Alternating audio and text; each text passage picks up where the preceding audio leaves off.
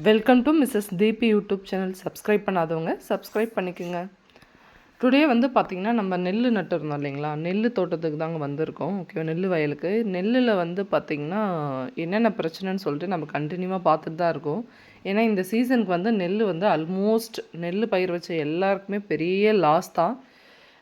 என்ன இஷ்யூன்னு பார்த்திங்கன்னா மழை தான். ஃபஸ்ட்டு வந்து ரீசன் வந்து மழை வந்து நமக்கு கண்டினியூவாக வந்து இருந்துகிட்டே இருந்ததுனால நெல் வந்து அந்த ஆடி மாதம் ஆடி பட்டத்துக்கு நெல் விதைச்சி நெல் நடுவாங்க இல்லையா, அதெல்லாம் பார்த்திங்கன்னா ஃபுல்லாக வந்து தண்ணியில் வந்து மூழ்கிடுச்சு. பயிர் ஃபுல்லாக சாஞ்சு தண்ணியில் வந்து மூழ்கிடுச்சு. ஆனால் நம்ம ஆடி போயிட்டு ஆவணியில் நாற்று விட்டு தான் நம்ம புரட்டாசி அந்த சீசனில் தான் நம்ம நட்டோம். நம்மளுக்கு என்ன பிரச்சனை வந்துச்சுன்னு பார்த்திங்கன்னா, நம்ம பயிர் வந்து சின்னதாக நடும்போதே வந்து அதில் ஆனை கொம்புன்னு சொல்லிட்டு கதிர் வராமல் அந்த ஸ்டெம்மு வந்து அப்படியே வேஸ்ட்டாக நின்றுடும். இந்த தான் பிரச்சனை வந்து நமக்கு நம்ம தோட்டத்தில் இருந்துச்சு. இருந்தாலும் அதை தாண்டி அது சைடில் வந்து துளிர்த்து வந்தது வந்து இந்த அளவுக்கு நம்மளுக்கு வந்து இப்போ தான் கதிர் கொடுத்துருக்கு. இப்போ மற்ற இடத்துக்கும் இந்த இடத்துக்கும் வித்தியாசம் பார்த்திங்கன்னா, இந்த இது பாருங்கள், இந்த மாதிரி வந்து கதிர் வந்து சூப்பராக நம்மளுக்கு வந்து ஒன்று ஒன்று விட்டுருக்குது. அதே மாதிரி ஒரு சிலது வந்து என்ன ஆயிருக்குன்னு பார்த்திங்கன்னா,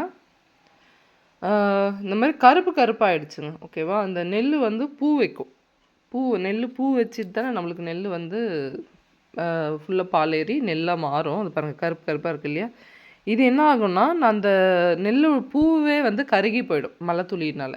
அப்படி கருகி போயிட்டதுனால வந்து பார்த்திங்கன்னா நிறைய நெல் வந்து இந்த மாதிரி கருப்பாக வந்து வேஸ்ட்டாக போச்சு. பார்த்திங்கன்னா தெரியும், நிறைய வந்து பார்த்திங்கன்னா இந்த மாதிரி கருப்பாக இருக்குது.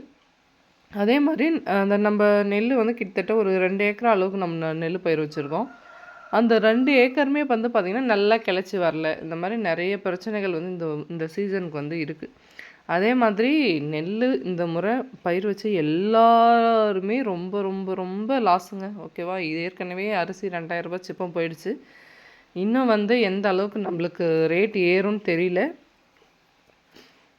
ஆனால் மகசூல் கம்மி தான். நெல் வந்து நல்லா விளைஞ்சிருக்குன்னு பார்த்திங்கன்னா கிடையாது. இந்த வருஷம் வந்து நெல் பயிர் வச்ச எல்லாருக்குமே வந்து மகசூல் கம்மி தான். நிறைய வந்து முளைச்சிருச்சுங்க. அநியாயமாக நெல் வந்து வயலோடு சேர்ந்து நிறைய வந்து முளைச்சிருச்சு. இது பாருங்கள், கம்ப்ளீட்டாக பதிராகவே வந்திருக்கு பாருங்கள். அடியிலேருந்து நம்ம எடுக்கிறோம், ஒன்று கூட அந்த அரிசியே கிடையாது. அது உள்ள ஃபுல்லாகவே வேஸ்ட்டு தான். இதையெல்லாம் தாண்டி ஓவர் கம் பண்ணி நம்ம நெல் விளைய வச்சோம்னா சைடில் ஃபுல்லாக குருவி ஒரு பக்கம், மயில் ஒரு பக்கம், காட்டுப்பன்னின்னு சொல்லுவாங்க. நமக்கு வராது, நம்ம வேலி போட்டிருக்கோம். மற்றவங்களுக்குலாம் வந்து காட்டுப்பன்னி வந்து ஃபுல்லாக சாப்பிட்டுடுச்சு. அது மட்டும் இல்லாமல் இப்போ நீங்கள் பார்த்துட்ருக்க அந்த நெல் ரகம் வந்து அம்மன்னு சொல்லுவாங்க. ஏன்னா அந்த காலத்தில் வந்து நிறைய வெரைட்டி இருந்துச்சுங்க. இப்போ அப்படிலாம் கிடையாது. சிறுசாக இருக்கா அரிசி, சாப்பிட்றதுக்கு ரொம்ப மெலிசாக இருக்கா, அவ்வளோதான். இந்த அரிசி வந்து அதுக்கப்புறம் நம்ம நட்டுட்டு இது வந்து ஒரு 1 மந்த் கூட ஆகலை இது நட்டு. இது வந்து இட்லி அரிசி போட்டிருக்கோம். ஓகேங்களா, குண்டரிசி. இது வந்து இப்போ தான் குட்டி பயிராக இருக்குது. இப்போ தான் களை பறிச்சு விட்டுருக்காங்க. நட்டு 14வது நாள் வந்து களை பறிக்கணும். களை பறிச்சுட்டு பூச்சி மருந்து தெளிப்பாங்க. நம்ம களை மட்டும் பறிச்சு விட்ருக்கோம், இன்னும் பூச்சி மருந்து தெளிக்கல. பார்த்தாவே தெரியும். பயிர் வந்து ஃபுல்லாக அப்படியே கட் பண்ணி விட்டுருக்கு, வெட்டுக்கிளியெல்லாம்.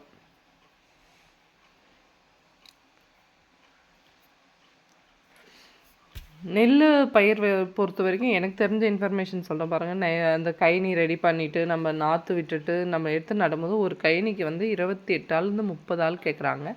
28 ஆள் அப்படின்னு கவுண்ட் பார்த்திங்கன்னா கிட்டத்தட்ட ஒரு ஆளுக்கு வந்து சாப்பாடு போட்டால் 150 ருபீஸ், சாப்பாடு போடலைன்னா 170 ருபீஸ். கணக்கு போட்டுக்காங்க எவ்வளோ அமௌண்ட் ஆகுதுன்னு சொல்லிட்டு. அதே மாதிரி களை பறிக்கிறதுல இப்போ இந்த 28ல் பாதி ஆள் ஆகும். ஒரு ஏக்கருக்கு வந்து 28னா 14 ஆள் 15 ஆள் வந்து களை பறிப்பாங்க. இதையெல்லாம் தாண்டி நம்ம மிஷினில் வந்து இதை கட் பண்ணுறோம்ல, நெல்லை கட் பண்ணுறதுக்கு வந்து பார்த்திங்கன்னா 2000 ரூபாய் 1 ஹவருக்கு. இதெல்லாம் பார்த்திங்கன்னா ஒரு ஏக்கராக்கு கிட்டத்தட்ட 4000 ரூபாய் வந்து நெல் அறுக்கிறதுக்கே வாங்கிடுவாங்க. இந்த மாதிரி ஏகப்பட்ட செலவு. ஆனால் விளைஞ்சதுன்னா பயங்கரமாக விளைஞ்சிரும். இது பார்த்திங்களா, இது வந்து நெல்லில் இருக்கிற ஒரு களை.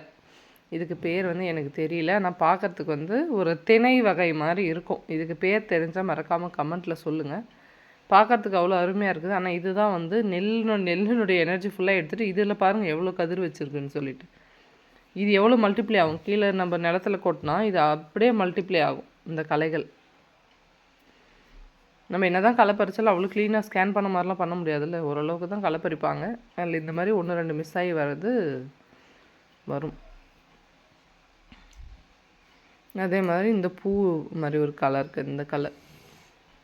மேக்ஸிமம் நெல் வயலில் வந்து கோரைன்னு சொல்லலாம், கோரை தான் அதிகமாக இருக்கும்.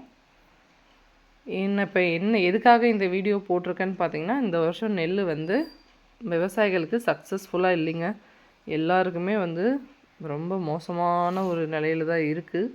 இந்த மாதிரி மழை வந்து கண்டினியூவாக இருந்துகிட்டே இருக்குது. ப்ளஸ் என்னவோ அதே மைனஸ் பாருங்கள். இப்போ இந்த நெல் கைனி பார்த்தோமோ 3, இப்போ அது தூரமாக இருக்குது பாருங்கள். அது கீழேயும் இந்த மாதிரி சேர் ஓட்டி வச்சுருக்காங்க. திரும்பி அதில் நெல் தான் போட போகிறாங்க.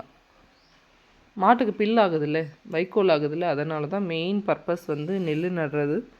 நாம் நெல் என்னத்துக்கு நடுறோன்னு பார்த்தீங்கன்னா, நம்ம நிலம் வந்து மேடு பள்ளமாக இருக்குல்லையே, அதை சமம் பண்ணிக்கலாம். இப்படி சேர் ஓட்டி நம்ம ஏன் வேஸ்ட்டாக போகணுன்னு நெல் போட்டிருக்கோம். ஆனால் நெல் வந்து நம்ம நிலத்துக்கு வந்து ப்ராஃபிட் கிடையாது. ஏன்னா நம்மளது வந்து மேட்டான பகுதி. இது வந்து நல்ல ஏரி ஓரம் அந்த மாதிரி நல்ல வண்டல் மண் இருக்கிற இடத்துல தான் நெல் வந்து நல்ல மகசூல் தரும். நமக்குலாம் கொஞ்சம் குறைவு தான். ஓகேங்க, இந்த வீடியோ பிடிச்சிருந்தா மறக்காமல் லைக் பண்ணுங்கள், ஷேர் பண்ணுங்கள், கமெண்ட் பண்ணுங்கள், சப்ஸ்கிரைப் பண்ணுங்கள். நீங்கள் சப்ஸ்கிரைப் பண்ணால் தான் நான் போகிற வீடியோஸ்லாம் வரும். உங்கள் தோட்டத்தில் நீங்கள் என்ன மாதிரி பயிர் வச்சுக்கிறீங்கன்னு மறக்காமல் எனக்கு கமெண்ட்டில் சொல்லுங்கள். தேங்க்யூ.